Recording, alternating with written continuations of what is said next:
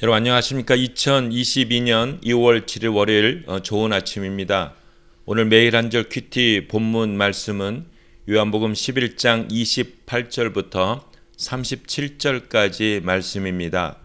말씀의 제목은 예수님의 분노와 눈물입니다. 본문 말씀을 요약하겠습니다. 예수님은 마리아를 만나 나사로의 무덤으로 가시고 죽음의 현실 속에 놓인 이들을 보며 함께 아파하시고 분노하십니다. 입니다. 오늘 제가 묵상하는 한 절 말씀은 요한복음 11장 37절 말씀입니다. 그들 중에 어떤 사람은 소경의 눈을 뜨게 한 그가 이 사람은 죽지 않게 할 수 없었던가 하였다입니다.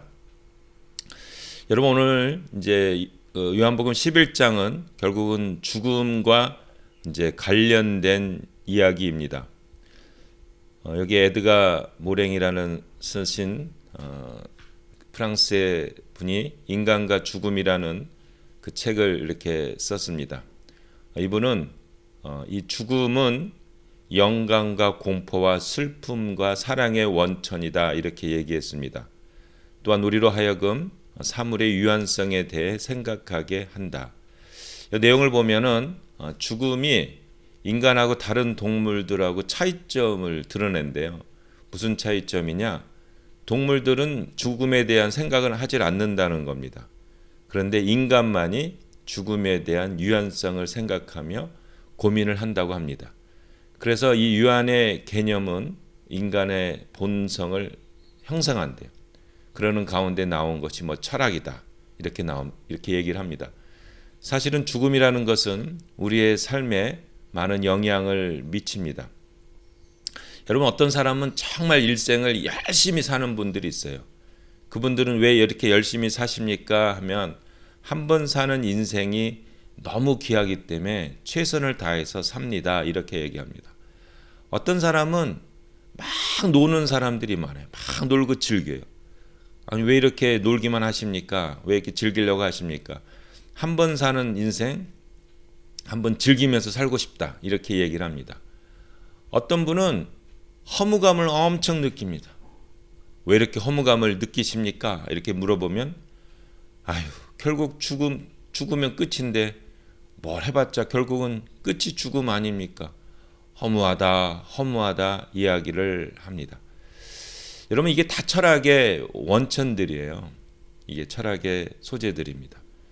사실 죽음은 우리 인류의 역사, 나의 인생, 나의 삶의 방향, 나의 가치관 이런 것들을 다 형성하게 됩니다. 그래서 우리가 이렇게 예수님을 믿으면서도 이 죽음에 대해서 영향을 이제 갖게 됩니다. 여기 본문에 나오는 분은 이런 얘기를 합니다. 뭐라냐면 야 예수가 모든 병에서 다 살렸는데 야 그 나사로를 그 죽음에서 살릴 수 없을까? 이런 얘기를 하게 됩니다. 여러분 우리가 신앙생활을 하면서 병이 낫고 축복받고 이런 것들이 다 중요하죠. 다 중요합니다. 근데 오늘 한번 생각을 해보시면 예수님께서 나사로를 살릴 수가 있어요. 멀리 떨어져서도 살릴 수가 있습니다. 아니면 가까이 오셔서 안수해도 살릴 수가 있었습니다. 그런데 예수님은 나사로를 죽게 내버려 두셨어요. 그 다음에 죽은 다음에 3일 후에 오셔서 오늘 이 사건이 일어나게 됩니다.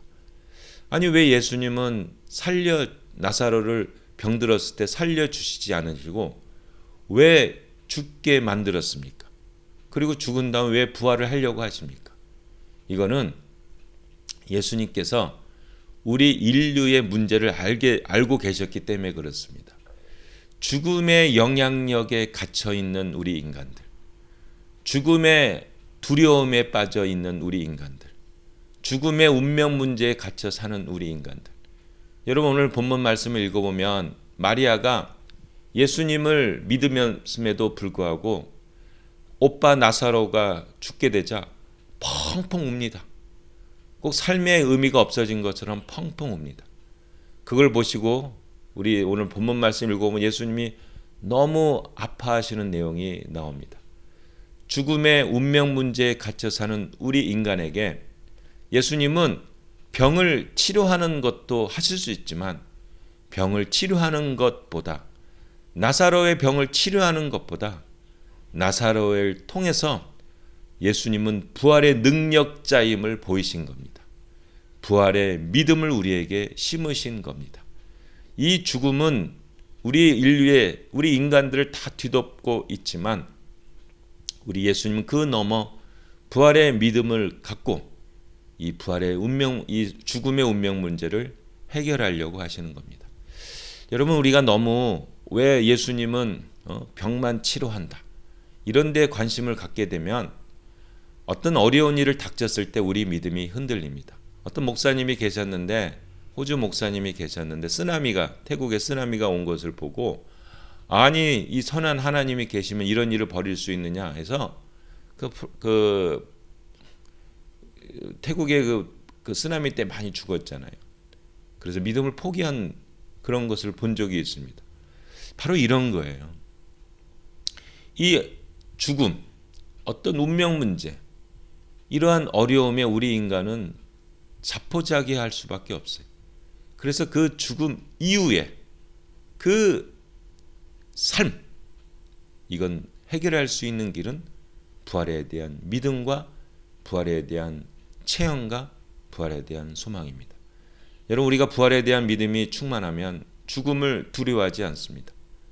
우리가 부활에 대한 그 궁극적인 믿음과 소망과 확신이 있다면 세상에 어려운 일이 닥쳐서 죽음이 닥칠 수도 있습니다. 슬픈 일이 벌어질 수 있습니다. 그런데 우리는 거기에 무너지지 않습니다. 나는 부활이요 생명이니 나를 믿는 자는 죽어도 산다라는 우리 예수님 붙들고 있으면 내가 이 죽음 위에 이 모든 운명 문제를 부셔버린 예수님이 계신데 무엇이 두려울까? 그래서 우리 예수님은 우리에게 마지막으로 신고 싶었던 게 뭐냐면 부활에 대한 믿음과 소망입니다. 여러분, 오늘 하루 사시면서 부활에 대한 소망을 갖고 삽시다. 이 부활에 대한 믿음과 소망은 그 어떤 것도 이길 수 있는 삶의 원천이 됩니다. 소망이 됩니다. 부활에 대한 소망이 있다면 세상 것에 결코 굴하지 않습니다. 세상 것들, 돈, 명예, 어려움, 쓰나미, 핍박, 환난, 절대 우리를 이길 수가 없습니다. 예수 그리스도의 사랑으로 맺어진 부활에 대한 이 믿음, 이것은 우리를 승리케 하십니다. 오늘 하루도 부활의 소망으로 승리하시는 우리 성도님들 되시기를 예수님의 이름으로 축복합니다. 아멘.